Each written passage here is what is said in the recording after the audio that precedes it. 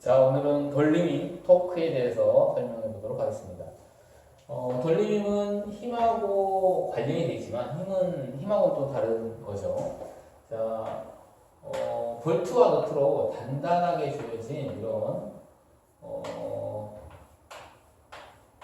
이 볼트와 너트로 단단히 조여진 거를 스패너라고 하죠. 이 스패너를 이용해서 풀려고 한다고 해봅시다. 스패너 손잡이가 이렇게 있고 스패너가 좀 귀엽게 생겼네요. 자, 이 스패너를 이용해서 이걸 잡아당겨서 이걸 회전시켜서 단단하게 결합된 볼트와 너트를 이제 풀려고 하는 거죠.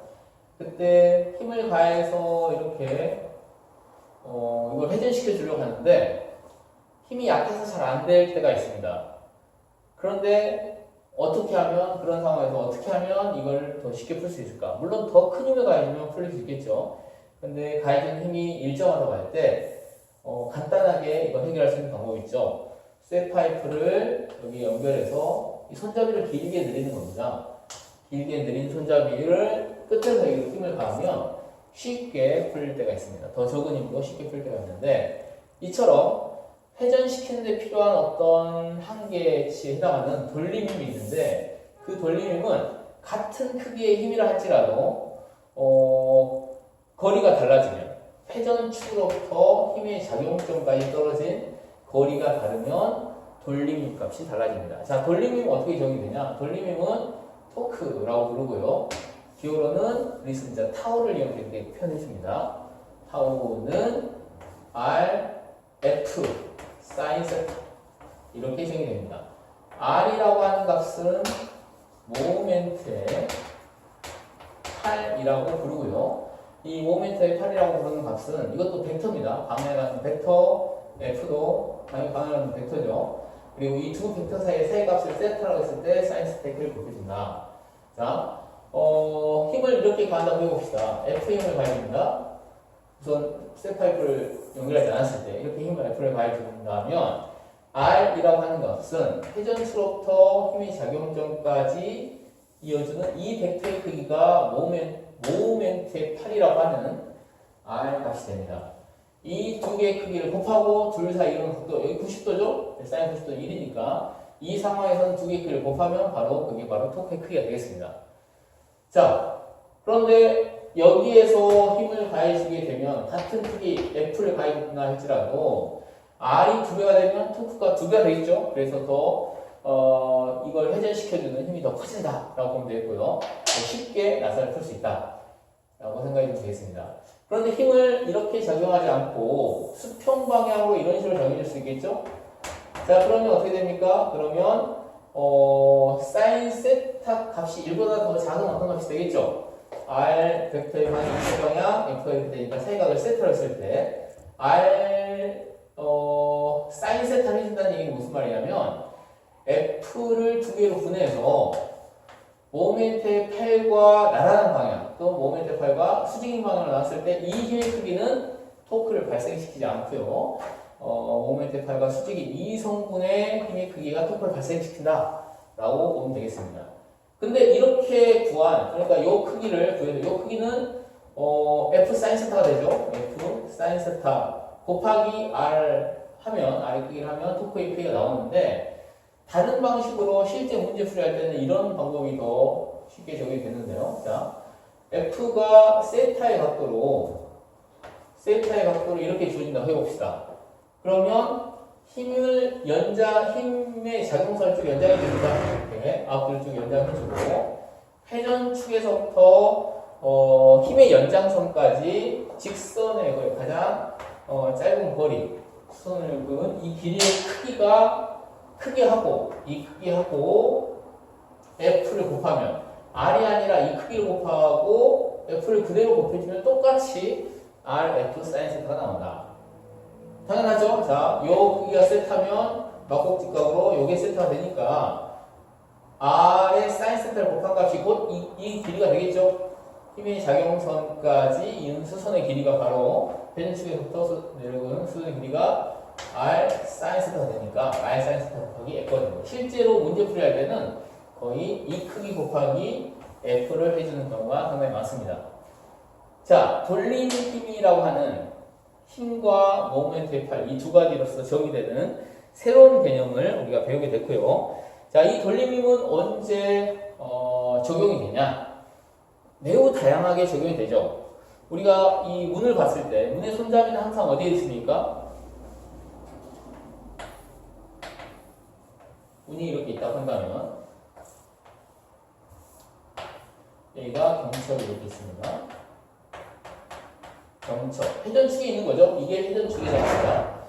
손잡이가 여기에 붙어 있거나 또는 문 한가운데 여기에 붙어 있으면 뭔가 이상하죠. 손잡이는 항상 이 회전축으로부터 항상 먼 곳에 떨어져 있습니다. 그 이유는 무엇입니까? 같은 크기의 힘으로 돌림힘을 최대로 만들어주기 위해서 그렇죠. 그러니까 더 적은 크기의 힘으로 이 문을 돌려주기 위해서 손잡이는 항상 회전축부터 가장 먼 쪽에 떨어져 있다. R을 최대로 크게 주기 위해서 그렇다. 라고 보면 되겠죠. 그리고 드라이버를 보면 드라이버가 어떻게 생겼습니까?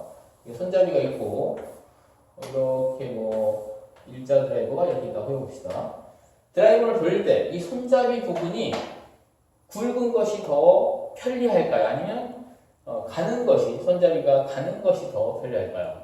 손잡이가 굵은 것이 더 쉽게 잘 돌아갑니다. 강하게 조여진 나사를 돌릴 때 손잡이가 굵어야 더 쉽게 잘 되는데 그 이유는 뭐죠? 그 이유는 여기가 회전축이고 손잡이를 꽉 잡아서 우리가 회전력을 가해줄 때 이 손잡이와 손 사이의 마찰력에 의해서 이걸 돌려주는 거죠. 그러면 마찰력이 작용하는 작용점은 손잡이의 가장 끝부분에 있을 테고 회전축은 이 정중앙에 있을 테니까 손잡이가 굵으면 굵을수록 이 모멘트의 팔이 커지게 된다. 이런 식으로 해주면 되겠죠. 그리고 마찬가지로 책에 나와 있는 걸 보면 핸들, 자동차의 핸들을 보면 자동차가 대형 버스거나 대형 덤프트럭일수록 손잡이가 더 굵죠. 아니, 그 손잡이의 지름, 운전대의 지름이 더 커서 더 쉽게 회전시킬 수 있게 만든 것도 하나의 예라고 볼 수 있겠습니다.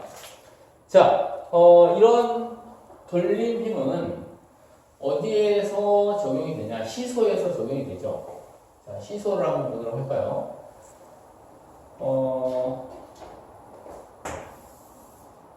시소가 이렇게 있는데 질량이 다른 두 아빠와 아기가 시소를 타려고 나왔습니다. 서로 질량이 다르니까 재미가 없을 수도 있겠다.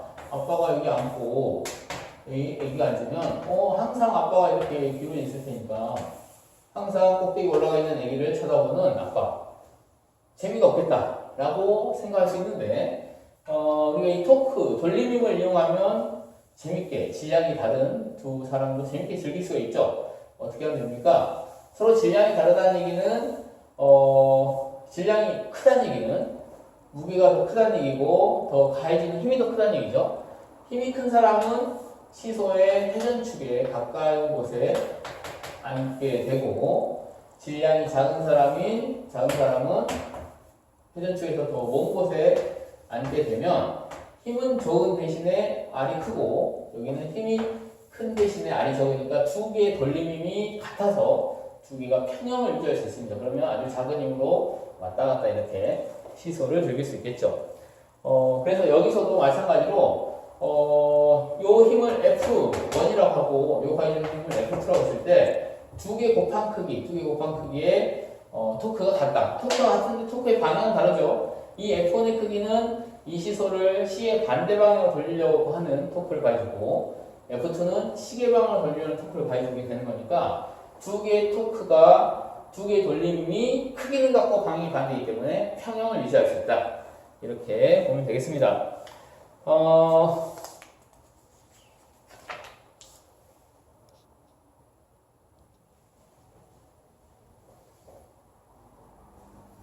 자, 그러면 이 돌림힘이 적용된 문제를 하나 풀어보도록 하겠습니다. 페이지 43페이지에 4번 고난도 문제를 한번 보도록 할까요?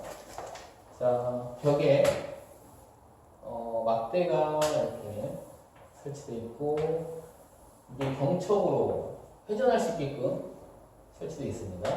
회전할 수 있게끔 설치되어 있고 이렇게 줄을 연결해서 잡아당기고 있고, 그 다음에 막대 한 가운데 물체 무게가 W인 물체를 매달아놓고 이 사이 거리는 같다. L로서 사이 거리가 같습니다. 이때 실의 장력의 크기를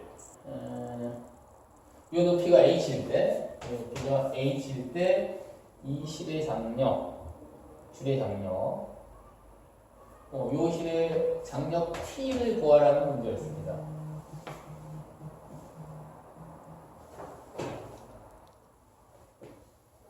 잠깐 흐름이 끊었는데 다시 한번 설명하면 이렇게 주어져 있습니다.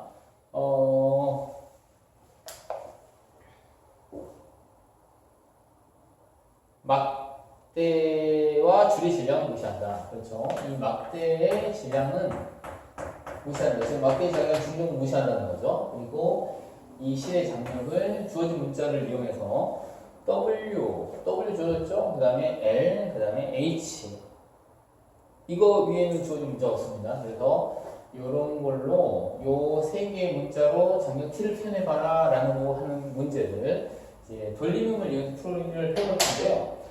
그 전에 돌림음 없이 한번 풀어볼 수 있지 않을까라고 생각을 해서 이렇게 생각하는 사람이 있을 수도 있을 것 같습니다. 자, 이쪽으로 작용하는 힘이 장력 T인데, 그러니까 막대에 작용하는 힘을 다 표시해보는 거죠. 여기다 다시 한번 그려보겠습니다. 막대가 이렇게 있는데, 막대에 대한 힘의 평형만을 한번 생각을 해보자. 그 힘의 평형만을 한번 풀 수 있지 않을까를 한번 생각해 보는 거죠. 자, 이렇게 장력 T가 작용합니다. 근데 이 장력 T와 막대가 이런 각도를 세타라고 했을 때, 장력 T를 두 개로 분해해 줄 수 있겠죠? 이 장력 T 대신에 이 각도를 세타라고 한다면, 사인 세타, T 사인 세타가 될 테고요. 사인 세타라고 하는 것은 요 길이분의 요 길이인데 이 실의 길이를 피타고라스를 이용해서 그려보면 루트 h제곱 플러스 4l제곱이 되겠네요. 그렇죠? 그래서 이 t 대신에 사인 세타 대신에 루트 h제곱 플러스 4l제곱 분의 h 이게 사인 세타고 거기에다가 t를 곱해준 게 바로 수직 방향의 힘이 되겠네요. 장력 t의 수직 방향 힘. 그 다음에 수평 방향의 힘은 코사인 세타 될 테고요. 뭐 이것도 두 개로 보냈으니까 두 개를 다 표시해 주는 겁니다. 그 다음에 중력이 아래쪽 방향으로 이 점 중심에서 W만큼 차지할 테고요.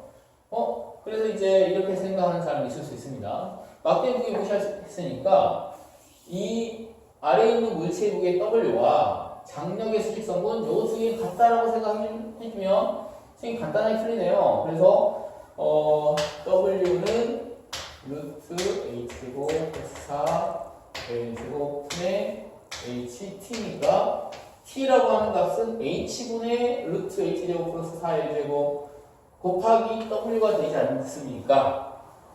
자, H분의 이게 나와 있지도 않긴 하네요. 그런데 이렇게 풀면 안 됩니다. 왜냐면 힘이 하나 더 있습니다. 수직 방향으로 가는 힘이 우리가 지금 어디서 우리가 눈치채기는 상당히 쉽지 않은데 이 경첩 부분에서 이렇게 밀어내는 수직 항력을 작용하는 힘도 있겠지만 이놈이 아래쪽으로 떨어지려고 하는 힘을 막아주는 이런 방향의 힘도 있겠죠. 그래서 약간 비스듬하게 이렇게 이 경첩 부분에서 막대에 작용한다라고 봐야 됩니다. 그래서 이 두 개가 평을 이루다라고 할 수 없다는 거죠. 또 다른 수직방의 힘이 있으니까. 그러면 이 힘 두 개를 또 미지수로 놔야 될 텐데 그렇게 되면 힘의 평형식으로 문제를 풀기 위해서 우리가 설정한 미지수가 너무 많아지게 됩니다. 그래서 문제를 풀 수가 없죠. x축, y축에 대해서 아무리 식을 만들어도 미지수가 개수가 더 많기 때문에 풀 수가 없습니다. 그래서 이런 상황에서는 토크, 돌림힘을 이용하면 이제 풀릴 수가 있는 건데요. 여기에 어떤 힘이 작용한다 할지라도 어떤 F'이라고 하는 어떤 힘이 작용한다 할지라도 여기를 회전축으로 설정하면 회전축에 작용하는 힘 예를 들어서 아까 봤던 이 나사가 있는 여기서 힘을 가해줬잖아요. 이게 R이 되고.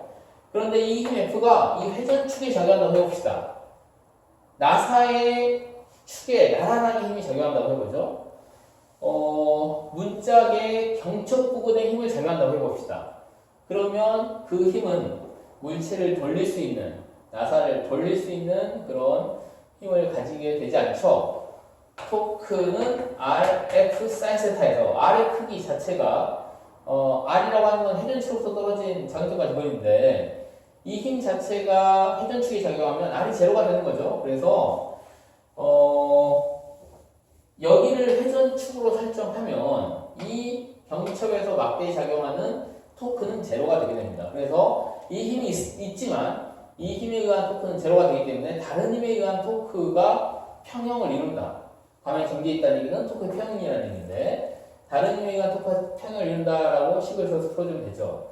자, 그러면 아주 간단하게 나오네요. 그죠? 여기를 회전축으로 했을 때 토크를 가해주는 힘, 돌림을 가해주는 힘은 장력이 이렇게 작용하고 있는데 이 장력을 두 개로 분해해서 수평 방향과 수직 방향을 나눴을 때 수평 방향의 힘은 마찬가지로 회전축을 지나게 되니까 토크를 발생시키지 않죠. 그래서 이 힘에 의한 토크, 모멘트의 팔과 힘의 크기가 서로 수직을 이루고 있으니까 그냥 두 개의 크기를 곱해주면 되겠죠. 그래서 여기를 회전축했을 때 반시계 방향으로 돌리려고 하는 그 토크의 크기는 어떻게 되냐? 요거 루트 h 제곱 플러스 4l 제곱 분의 h 곱하기 t에다가 이게 힘이죠. 힘에다가 모멘트의 팔에 해당하는 2L을 곱해주고 이게 이 토크가 중력에 의한 토크, 이 물체의 중력에 의한 토크와 같다. 이거는 시계 방향으로 돌리려고 하죠. 그래서 시계 반대 방향의 토크와 시계 방향의 토크가 같다라고 식을 써주면 되니까 W 곱하기 여기는 모멘트의 팔이 L이죠. L과 같다. 이렇게 해서 풀어주면 L 사라지고 T는 2H분의 루트 안에 있는 거 곱하기 W가 되겠네요. 그렇게 해서 문제를 풀어주면 되겠습니다.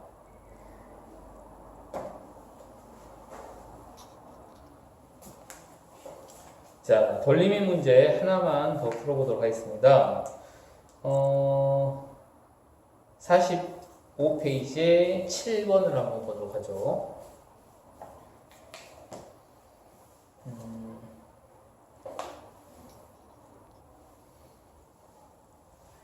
자, 45페이지에 7번 그림이 이렇게 그려져 있습니다. 문제에서 이제 구하라고 하는 것은 이 x값을 구하라고 하는 거죠. 이렇게 움직일 때 x가 최대로 가기 위한 이 구조물이 그대로 안정성을 유지하면서 x가 최대로 가기 위한 값, 넘어지지 않고 최대로 가기 위한 값을 물어보는 건데요. 그러면 그 최대의 x값, x의 최대값으로 이만큼 갖다 빼봅시다. 그것보다 더 가게 되면 어느 쪽으로 길어진다는 얘기죠? 오른쪽으로 길어진다는 얘기죠.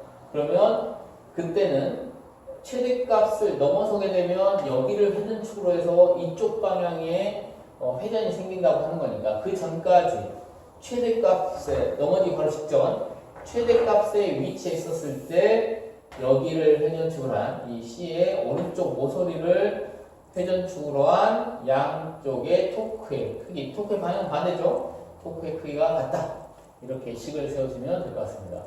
반대로 x가 아주 작았을 때, 평형을 유지하기 위해 아주 작았을 때 어떻게 됩니까? 이쪽으로 쭉 가다 보면 시계 반대 방향의 토크가 더 커져서 여기를 회전축으로 해서 떨어질 수도 있겠죠. 그래서 x가 안정성을 유지하면서 이 장난감이 안정성을 유지하면서 움직일 수 있는 범위 x의 크기를 구하시오. 이런 문제도 존재할 수 있겠습니다. 자, 우선 여기서 최대값 x를 구하라고 했으니까 여기를 회전축으로 해서 토크가 제로다라고 해주면 되겠습니다. 자, 토크를 발생시키는 게, 돌림을 발생시키는 게 어떤 것들이 있습니까? 이 A라는 물체의 중력이 토크를 발생시키죠. 이거는 어느 쪽 방향이 됩니까? 시계 방향 토크죠. 시계 방향을 보통 마이너스로 표현해줍니다. 시계 반대 방향. 시계 반대 방향 돌아가면 플러스. 시계 방향으로 돌아가면 마이너스 이렇게 보통 표시를 해주는데요. 그 토크의 합이 다 제로다라고 식을 써주면 되겠습니다. 자, A 중력에 의한 토크는 얼마가 되냐? 중력 곱하기 거리. 힘과 모멘트의 팔이 수직을 이루니까 그냥 크기만 보시면 되겠습니다. A는 3m 곱하기 거리는 2분의 B가 되겠네요. 이만큼이 A가 가는 토크. 그 다음에 B, 이 위에 있는 막대도 무게를 가지고 있으니까 이 전체 막대도 토크를 가해주죠. 그러면 B라고 하는 막대는 여기를 중심으로 이쪽 절반, 이쪽만큼 또 따로 생각해주고 이쪽만큼 따로 생각해줘도 됩니까? 그렇게 해야 됩니까? 그리고 또 여기는 여기를 회전축으로 해서 이 왼쪽에 있는 것들의 질량 중심을 구하고 그만큼의 질량을 구해서 해줘야 됩니까? 물론 그렇게 해줘도 답은 나옵니다. 그런데 더 간단한 방법은 이 B라고 하는 막대를 그냥 한 덩어리로 취급해주면 됩니다. B 전체 질량이 M이라고 했죠. 그러면 M이라는 질량이 B 전체 M이라고 하는 질량이 전부 다 어디 있는 걸 볼 수 있냐면 이 B의 질량 중심점에 있는 걸 볼 수 있겠죠. 그러면 여기 있는 거네요. 한 가운데. 이 회전축에서 떨어진 거리는 2분의 D가 되겠습니다. 그리고 회전축에서 왼쪽에 있으니까 이놈은 시계 반대 방향으로 돌리려는 힘이기 때문에 플러스 값이 되겠네요. 그래서 플러스 M 여기 중력이니까 G를 곱해줘야 되는데 mg 곱하기 되고 벽곡지는 상쇄되긴 하지만 사라지긴 하지만 그래도 정확하게 적어보겠습니다. mg 곱하기 2분의 D가 되겠네요. 그리고 남은 한 가지가 지금 이거죠. 이 장난감이 최대로 떨어져 있었을 때 여기를 회전축을 했을 때 만든 토크는 얼마냐? 전체 3D 중에 X만큼, XM만큼, X라고 할까요? 그냥 최대로 떨어진 거리. X만큼 떨어진, X를 빼준 만큼. 이게 모멘트의 팔 크기가 되겠고, 중력은 EMB가 되겠죠. 그리고 방향은 여기를 회전축을 했을 때 시계 반대 방향으로 돌리려고 하는 거니까 플러스 값이 되겠죠. 플러스 EMG 곱하기 거리가 3D 마이너스 X 이렇게 된다. 이게 토크의 평형 상태니까 이 직전까지는 지금 정지있는 상태잖아요. 이게 토크의 평형 상태니까 이 값이 0이 된다 라고 해서 X 값을 구해주면 되겠습니다. 그러면 다 지워줄게. MG 다 사라지는 거죠. MG 다 사라지는 것이고 이걸 풀어보면 X 값이 나오게 되겠습니다. 이 전개하는 과정은 각자 해보도록 합시다.